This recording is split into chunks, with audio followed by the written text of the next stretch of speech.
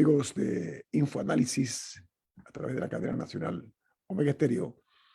Panama Ports ha dejado una sensación muy agria en muchas de sus actuaciones, sobre todo por los excesos que han cometido y la falta de rendición de cuentas. Aparentemente hay un acariño, o por lo menos un afecto muy sospechoso por parte de las últimas administraciones hacia esta empresa, que ha incumplido en reiteradas ocasiones los compromisos con el Estado. No obstante, bueno, se le otorgó nuevamente un contrato a esta PPC, como se le denomina, ¿no? Uno de los problemas graves es que ahora se descubre que Panama Ports no ha actualizado actualmente lo que es la tarifa. No se ha actualizado y ellos continúan pagándole al Estado panameño la misma tarifa de movimiento de los contenedores de hace 8 años. 8 años que nadie miró hacia ese importante sector portuario, que debe ser una de las generadoras más importantes de beneficios al país, no al gobierno, al país. Entonces, pese a que hay un compromiso, es un compromiso contractual, de revisar ese compromiso periódicamente, no ha ocurrido nada. La tarifa por movimiento de contenedores, que las empresas que se dedican a esta actividad, las empresas operadoras, que pagan al Estado, como dije, no se revisa desde el año 2013, hace 9 años. Hay una mora actualmente en la tarifa que quedó evidenciada cuando el Estado le renovó el contrato a Panama Ports Company, por eso se llama PPC. En aquel momento parte del acuerdo entre el Estado panameño y la Panama Ports era que iban a revisar el cobro del movimiento o por el movimiento de contenedores. Pero de esto hasta este momento no se ha sabido absolutamente nada, nada, cero. Y eso incluso no ha registrado ningún tipo de progreso o de avance. Este tipo de situaciones son las que nos cuestionan a nosotros la credibilidad en los verdaderos intereses del país, si están siendo protegidos, si están siendo cuidadosamente mantenidos con una pulcritud y una transparencia que necesitamos nosotros, no únicamente de cara a la ciudadanía, sino hacia afuera, lo que proyecta Panamá hacia el mundo. Nos quejamos de las listas grises, las listas negras, pero bueno, hacemos todo lo posible, danzamos a ritmo de vencedores hacia el desprestigio. Lamentablemente, no se ve aquí un interés manifiesto de defender los intereses del país. Entonces, a la autoridad marítima. Porque bueno, Panama Ports no va a levantar la mano para decir que va a pagar más, ¿no? Le corresponde a la autoridad marítima exigirlo, ¿no? O negociarlo. Entonces, hay muchos contratos que hay en Panamá que son una piñata de inmoralidad, ¿sí? ¿Por qué razón? Porque se beneficia a los de afuera en desmedro de los panameños, del país. No hablo del gobierno, atención, estoy hablando del Estado. Porque a veces los gobiernos y los gobernantes se atribuyen como que el Estado es de ellos. Eso no es así. Lo que sufrimos la consecuencia somos nosotros. Entonces yo no sé, Alessandra y Camila, qué más hacer ya. Nosotros hemos sido aquí severamente críticos de ese contrato y la manera tan subrepticia, ¿no? Como se fue manejando ese tema. No sé, Alessandra, ¿tú qué opinas? No, porque creo que sí, que le corresponde, porque el Estado, bueno, el Estado somos todos, pero al final le corresponde a la autoridad marítima velar por esos intereses y a eso me refería, ¿no? Porque estamos hablando de un negocio millonario y además un negocio que ha crecido con la pandemia, porque si bien es cierto que con la pandemia muchos negocios se afectaron, el negocio de los contenedores tuvo un boom. Y es uno de los negocios que más ha crecido. Y como bien decías, ese contrato se renovó prácticamente de forma automática el año pasado. Ese era el momento para revisar esas tarifas, ¿no? Estamos hablando de millones de dólares que se mueven en los puertos panameños. Estamos hablando con dólares que se mueven. No hay y que hay monopolio, porque los puertos están, ese sistema fue hecho precisamente para que estas grandes empresas lo manejaran de esa forma. Porque se ha bloqueado la competencia. Claro que se ha bloqueado. Eso es parte exactamente de la travesura. Exacta, no hay competencia. Todo se ha apostado a una sola empresa. Pero no hay competencia por falta de ganas. No hay competencia porque se ha bloqueado. Falta de voluntad Sí, política. no es porque no hay competidores que quieran entrar, sino Por porque el supuesto. modelo está hecho para que funcione de esa manera, ¿no? Mira, Alessandra, imagínate, ¿no? Ampliando lo que tú apuntas. El acuerdo que hay con los operadores de las terminales de, por ejemplo, de Cristóbal, que tiene que ver con un container terminal, con Manzanillo y con Balboa, estas terminales, International Terminal, SA y PSA, que pagan al Estado por conducto de la Autoridad Marítima de Panamá, la AMP, pagan $12 por cada movimiento de contenedor en los puertos. Ahora, ese ingreso, como dije, es fundamental para el Estado panameño, que somos todos. Entonces, hay que ver que en el año 2021, estas terminales portuarias movilizaron nada más y nada menos que 8.6 millones de TEUs, que es la unidad equivalente a un contenedor de 20 pies, que dio un crecimiento de 11.5%. O sea, no es que eso se detuvo con la pandemia, no, creció con la pandemia. Entonces, ¿quién está cuidando los intereses de este país? ¿Quién nos defiende? Como decía una popular serie de televisión. Tengo mis dudas. Y no porque yo sea mal pensado, que soy algo de eso, ¿eh? Y me va bien cuando pienso mal. Me refiero a resultados. Los resultados no son los más felices. Lo que dice Camila es muy cierto. Aquí no se ha permitido la libre competencia, que es necesaria para los mejores intereses de cualquier país.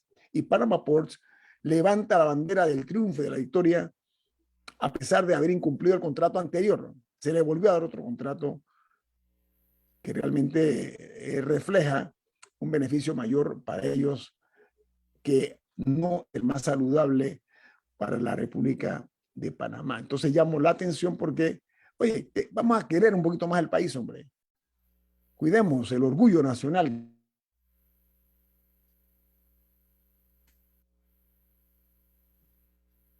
Se congeló, Sí. se.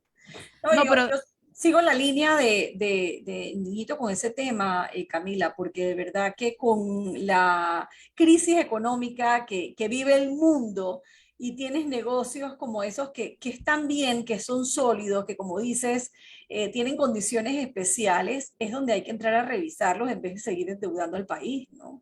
no, en especial cuando ya no somos los únicos en el campo de juego. Tenemos, por ejemplo, a Colombia montándonos una férrea competencia y nosotros, en vez de ver cómo entre todos salimos adelante y competimos por igual, siento que nos disparamos a nosotros mismos en el pie. Sí, no hay en realidad un plan estratégico, no pareciera que haya un plan estratégico, pero más allá de eso, Camila, no estamos rindiendo cuentas. Yo creo que aquí hace falta rendir cuentas a muchas instituciones y que con la excusa de la pandemia se ha dejado de rendir cuentas y no me canso de insistir con eso porque nos toca exigir transparencia y nos toca exigir a quienes nos gobiernan que rindan cuentas porque son dineros de todos al final, ¿no?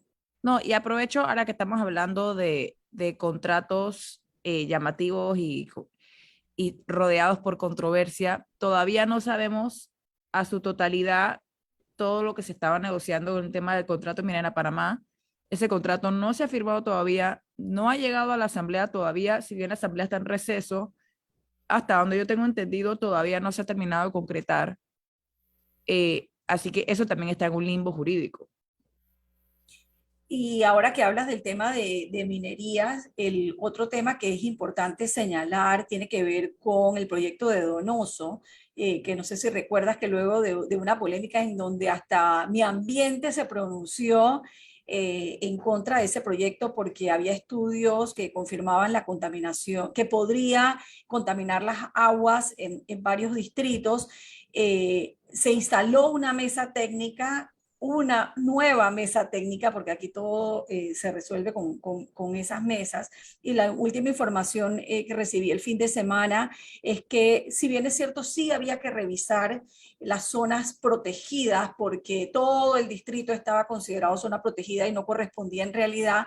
Aprovechándose de eso, se hicieron unos cambios que están afectando a las verdaderas zonas protegidas del área de Donoso. Ese es un tema al que hay que prestarle especial atención, porque ese proyecto es importante, ha hecho titulares, pero como todo, aquí pasan de moda, ¿no? Y cuando se instala la mesa técnica, a veces es una forma de enfriar esos temas y nosotros no podemos dejar de estar vigilantes con esos temas, ¿no?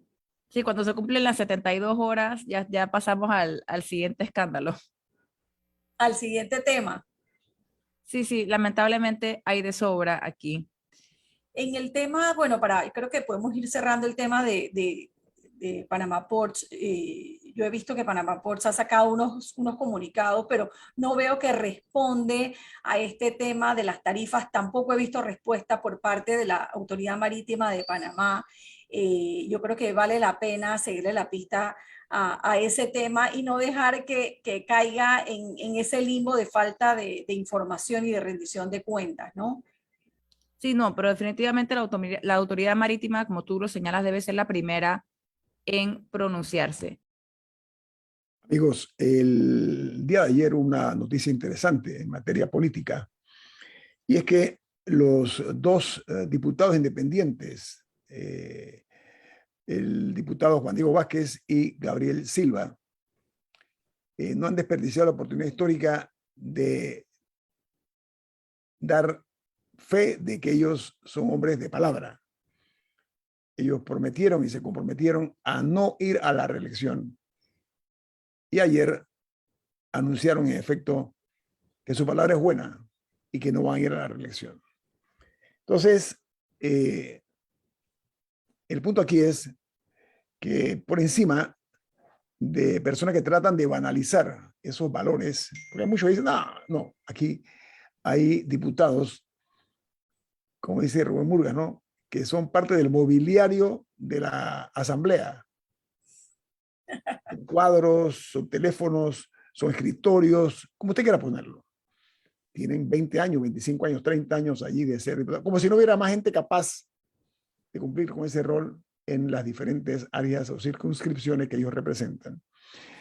Estos dos jóvenes que vinieron contra todos los pronósticos, porque hay que recordar, la memoria es muy prudente, y recordemos que no le daban ningún tipo de posibilidades a estos dos jóvenes, que veían, yo me acuerdo de decir, no, estos pelados, yo recuerdo como si fuera ese, hombre, esos pelados no van para ningún lado, perdón, no es que no van para ningún lado, que llegaron donde muchos no llegaron. Y Vázquez, Juan Diego Vázquez, ganó en grande, es muy significativo, un área como San Miguelito, donde hay grandes, digamos, señores feudales en San Miguelito. Él gana y gana contundentemente. Con esto quiero decir que esto es un evento histórico, para bien, por supuesto, pero que nos da la experiencia de que hay hombres en este país que no acatan abyectamente las órdenes que dan los partidos políticos algunas veces, y por la otra, demuestran esa relación ponzoñosa que hay entre el dinero y la política, que prima por encima de los intereses de las comunidades y los ciudadanos. Entonces, esa dialéctica de confusión que a veces se emplea, aquí se disipa con esta decisión de estos dos jóvenes políticos que hasta ahora, a pesar de caminar por el fango, no se han ensuciado. Entonces, eso es importante. Quiero destacar, hay que reconocer ese tipo de hombres que, a pesar de los años no vividos todavía, han hecho buena su palabra. Diga, Camila. Yo tengo sentimientos encontrados con todo el tema de la reelección, etcétera, porque yo creo que hemos simplificado algo complicado. Hay puestos en los que debería permitirse la reelección y que es conveniente que haya reelección.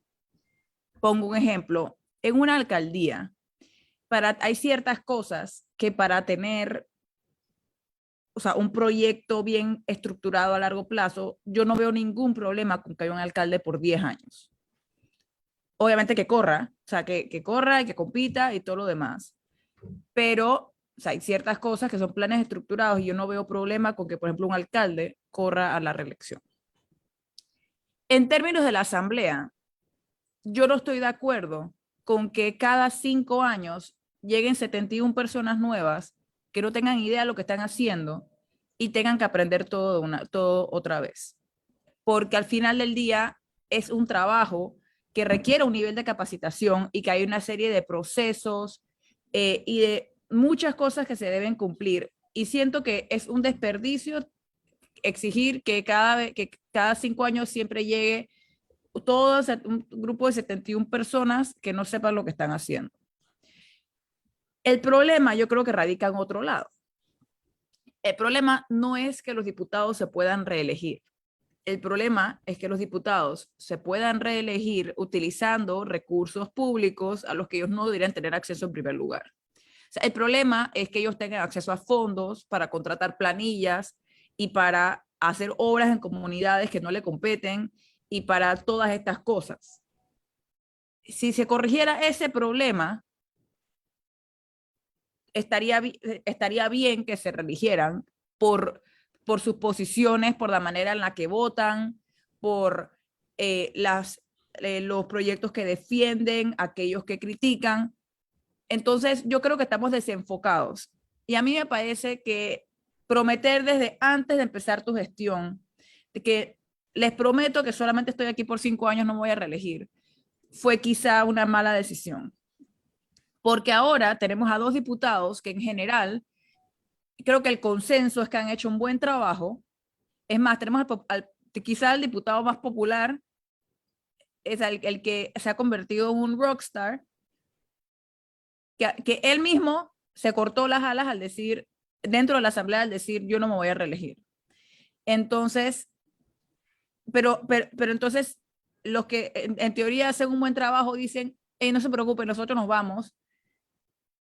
Pero los más criticados jamás harían esa promesa y ahí van a seguir. Entonces, yo entiendo por qué lo hicieron y dentro de todo están siendo consecuentes con lo que dijeron.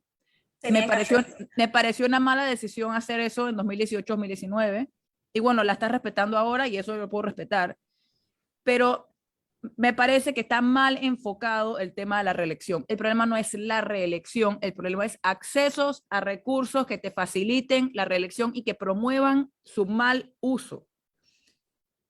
Así que esos son mis sentimientos encontrados con todo el tema de la reelección. Y son muy válidos, Camila. Yo creo que ha sido la reacción de muchos ciudadanos que ayer cuando vimos el comunicado se generó, sobre todo en redes sociales, muchas opiniones, pero yo creo que como bien dijiste, no les quedaba salida. Si fue la promesa que hicieron en la campaña anterior, les tocaba cumplirlas, por más que haya un sector que aplauda su gestión y que no, tal vez nos hubiese gustado que se quedaran en la asamblea.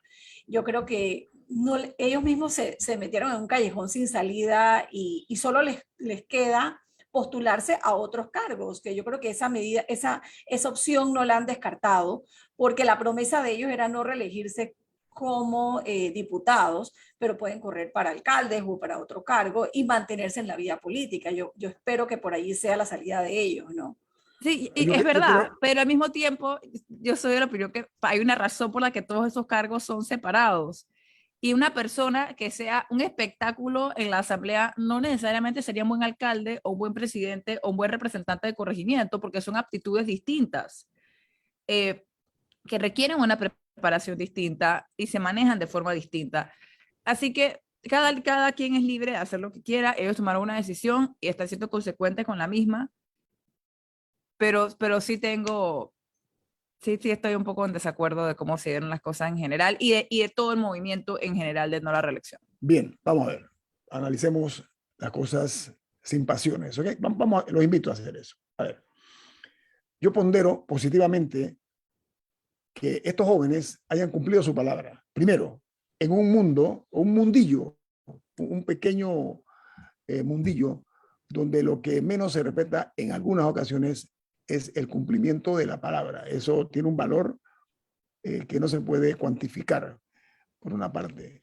En un ambiente donde los vejámenes verbales predominan en el lenguaje que muchos utilizan en la asamblea. Comencemos por ahí. Estos jóvenes han demostrado primero que están bien preparados para dirigirse a un país y para liderar las comunidades que ellos representan. Eso por una parte. En un mundo donde en esa sección de lo que es la Asamblea Nacional, salvo honrosas excepciones que felizmente las hay, somos testigos de un analfabetismo moral, ¿sí? Y lo que se llama en términos populares, caradura, muchos caraduras. Hay honrosas excepciones, reitero, no hay que ser injusto en estas cosas. Para mí lo importante es, y lo aprendí de niño, me enseñaron mis padres, sea un hombre de palabra. Pero hay que, antes de comprometerse a la palabra, que pensar bien cómo y cuándo te vas a comprometer. Ahí con Camila coincido en ese sentido. Creo que tal vez, producto de la inexperiencia, puede ser producto de la juventud, tal vez no pudieron prever que iba a tener tremendo impacto como han tenido en la asamblea estos dos diputados. Es muy probable que no midieron esas consecuencias, pero yo reitero que ellos, en un país donde el linchamiento mediático es feroz, han sobrevivido tormentas de una forma bastante interesante y donde la política aquí en Panamá es una comedia de equivocaciones. Ellos han sido bastante certeros en lo que han apuntado. Dice Gerardo Berroa, director general del diario La Estrella de Panamá. Él dice, ese discurso antirreelección ahora conspiró contra ellos. Dice Gerardo Berrón, buen analista político, y le pregunta, si Juan Diego se reeligiera igual con los votos que sacó en el año 2019. Una buena pregunta, racional. Gracias por escucharnos, Gerardo. Diga, Camila. No, y yo siento que la gente es un poco romántica con estas cosas. Hay que serlo, Camila, hay que ser romántico. Pero también hay que ser práctico. Una persona puede ser sumamente buena en su trabajo en la asamblea y caer mal en general. O sea, con caer mal me refiero a simplemente, o sea, no tiene que ser la persona más simpática del mundo con tal que sea efectivo en su trabajo y quitando, obviamente, que no sea un delincuente al mismo tiempo. Pero hay gente también que se ha enojado en momentos porque estos dos diputados negocien o se alíen con diputados no tan gustados para ciertos proyectos de ley, etcétera. Y me gustaría comentar ahí también que ese es su trabajo. Su trabajo no es pararse en la asamblea y ser la Virgen de Guadalupe y decir a mí nada me toca y yo estoy aquí en mi pureza y yo estoy contra todo el mundo siendo un kamikaze, porque al final si no logras pasar un solo proyecto de ley en tus 5 años de la asamblea, pero te la pasas del más puro y el que es consecuente con todo, etcétera, tampoco fuiste un buen diputado. O sea, en ese sentido, yo creo que tenemos un mal entendimiento de lo que es la asamblea. Y en parte porque tenemos una mala asamblea.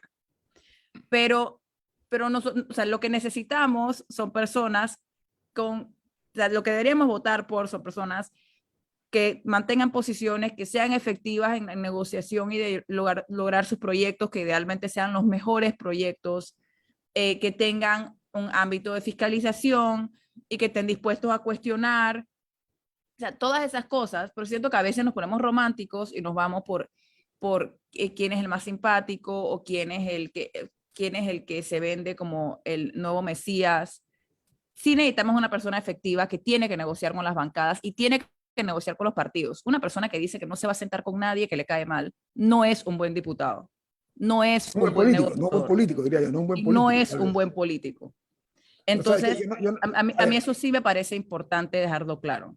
Respetando los contrapuntos, que eso es parte de la gracia de este programa, que no nos manejamos como el becerro que va adelante con una campanilla y que todos lo siguen, eso es importante. Yo creo, en mis palabras no hay nada ceremonial, ojo, no me refiero a eso, pero creo que es una manera de devolver la transparencia a las palabras.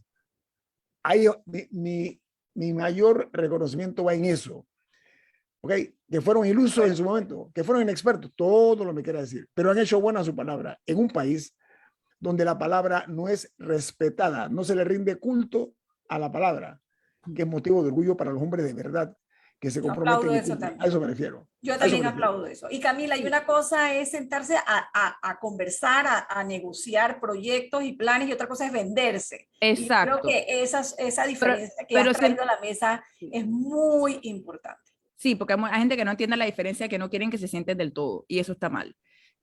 Aprovecho para contestar una pregunta de un oyente que pregunta que cómo que la asamblea está en receso si ayer estaba trabajando en la comisión de presupuesto y aprobó un montón de traslados de partidas.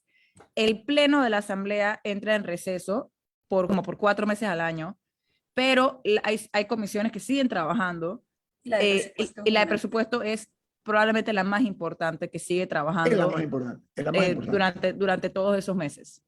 Bueno, tenemos un corte comercial. Están escuchando la cadena nacional Omega Estéreo y su programa Info Análisis, un programa para la gente inteligente. Viene más.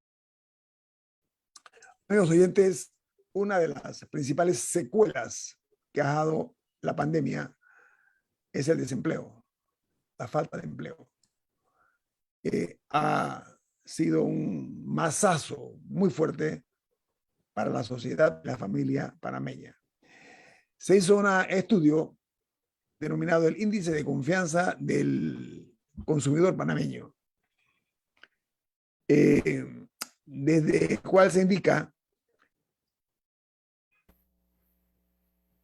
Bueno, en este estudio salió a relucir la baja confianza de los panameños debido a temas como el desempleo, que claramente está lastimando al mercado en general. En particular suele estar dirigido hacia mujeres y hacia jóvenes, aunque me gustaría destacar que también esto no lo refleja el estudio, pero por lo que uno ve hay una gran cantidad de desempleo maduro, también que hay que prestarle atención. O sea, personas que ya tienen 40, 45 años, que tienen experiencia, que quizás estaban en posiciones un poco más altas en la jerarquía y que también están luchando por conseguir empleo.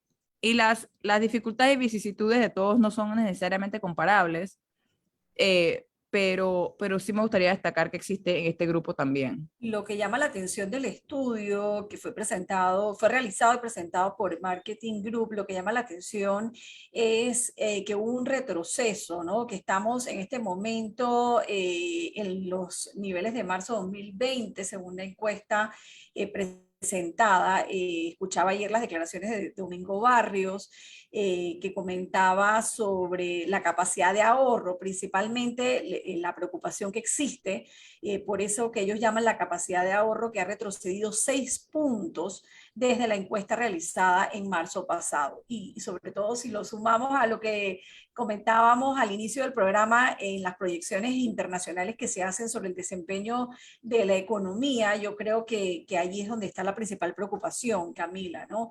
Que ante las noticias de un cierre de año que no cumple las expectativas económicas de las proyecciones que se habían dado a inicios de año, ahí es donde más nos asustamos, ¿no? De lo que podría pasar, ¿no?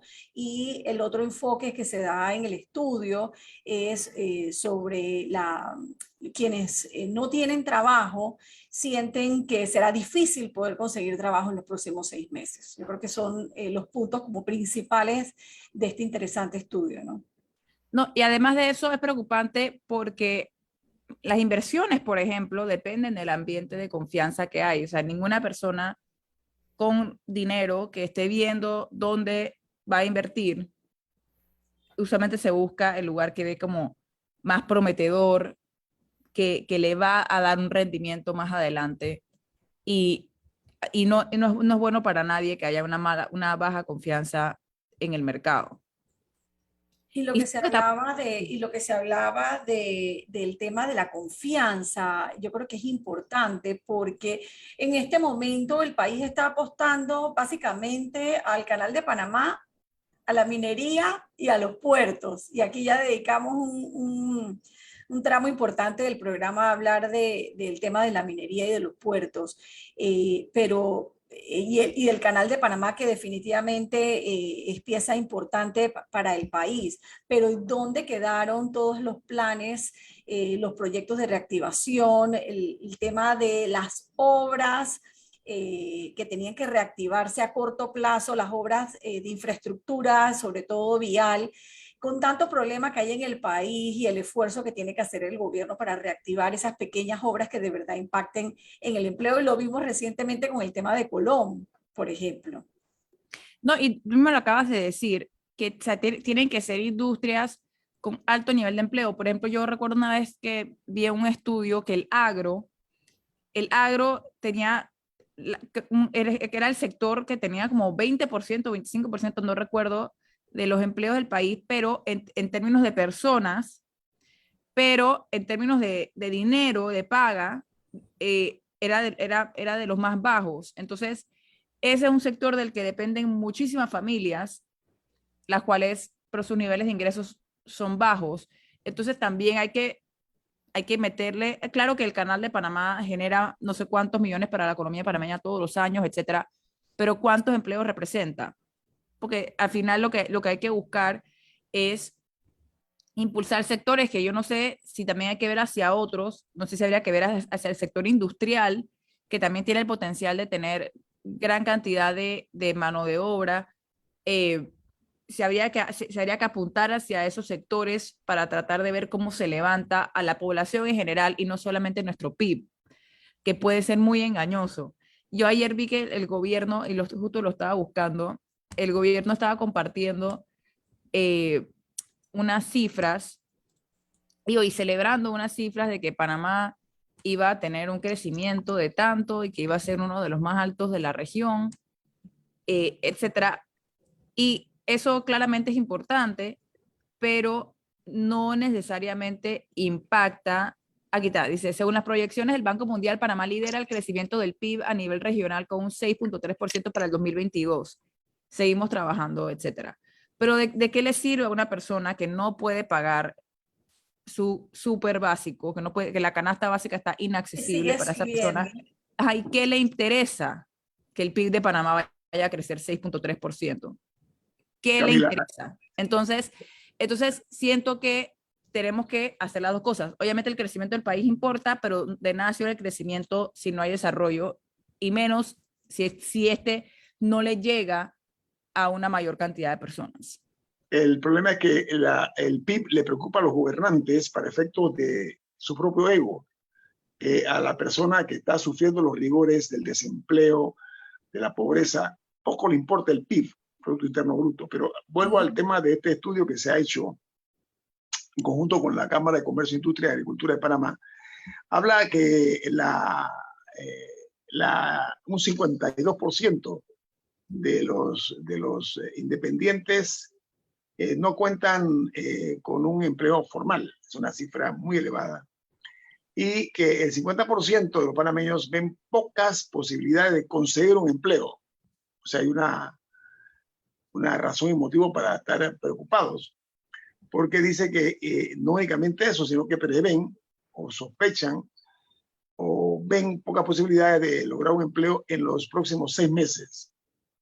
Y el 35% de las personas que se entrevistaron aceptan que no van a tener un empleo en ese lapso de tiempo, y un 4% cree que va a tener un empleo, y un 11% que la posibilidad de ellos va a tener algún tipo de fin feliz. Entonces, hay que ver el tema del desempleo con mucho mayor seriedad, porque no podemos hablar de mejorar las condiciones económicas del país si tenemos un empleo formal que está lejos de ese tipo de objetivos. Porque dice el estudio en comento que Panamá genera 70% de empleos informales, 70%, una cifra importante, con personas que no tienen contratos laborales, y que no se debe hablar tampoco de una reactivación económica, sino de una reactivación laboral. Eso es lo que se propone. Entonces, yo llamo la atención a quienes corresponde esa misión, esa noble misión, de ver cómo revertimos estos resultados a todas luces negativos para la posibilidad de muchas familias panameñas y de individuos también que ven frustradas sus posibilidades de lograr un empleo digno, un empleo que les dé estabilidad económica a ellos y sus familias, pero sobre todo cuando hay el temor de que no van a conseguir empleo en los próximos 6 meses. Yo quiero llamar la atención en ese sentido, estos números, y siempre he dicho que lo que no se mide no existe. Estos son cifras generadas por un estudio de confianza del consumidor, que quiero destacar, repito, que el 50% de los panameños ven pocas posibilidades de conseguir un empleo en los próximos 6 meses. Eso conspira contra la recuperación económica, pero ellos hablan también de la recuperación laboral. Bueno, tenemos que irnos, porque ahora va a venir en breve Álvaro Alvarado con su programa Sin Rodeos, aquí en la cadena nacional Omega Estéreo.